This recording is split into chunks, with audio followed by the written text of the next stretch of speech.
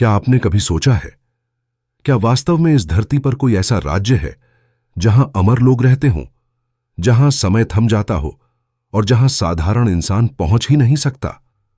प्राचीन ग्रंथों में एक रहस्यमयी लोक का वर्णन मिलता है, शंभाला। कहा जाता है यह लोक हिमालय की गहराइयों में छिपा हुआ है। तिब्बती बौद्ध ग्रंथ काल युग तंत्र में लिखा है, जब पृथ्वी पर अधर्म बढ़ेगा तब शंभाला से दिव्य राजा प्रकट होंगे और संसार को धर्म की ओर ले जाएंगे।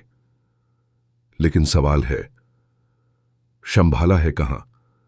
कई शोधकर्ता मानते हैं कि यह कोई साधारण जगह नहीं, बल्कि एक पैरेलल डायमेंशन है, एक ऐसा लोक जहां सिर्फ वही प्रवेश कर सकता है जिसे आध्यात्मिक साधना और तपस्या से अनुमति मिलती है।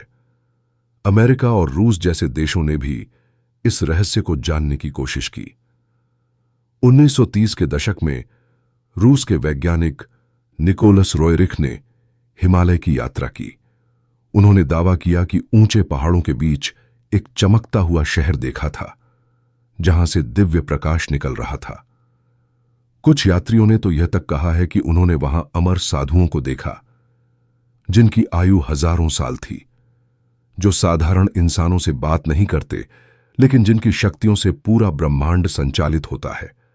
कहा जाता है शंभाला का द्वार कैलाश पर्वत के आसपास छिपा हुआ है, लेकिन यह सिर्फ उन्हीं को दिखाई देता है जो पवित्र हृदय और निर्मल आत्मा से वहां पहुंचते हैं।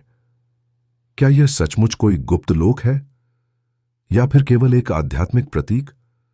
आज भी वैज्ञानिक और धर्म ग्रंथों के विद्वान इस रहस्य को सुलझाने की कोशिश कर रहे हैं। लेकिन एक बात तय है, शंभाला लोक आज भी मानवता के लिए सबसे बड़ा रहस्य बना हुआ है।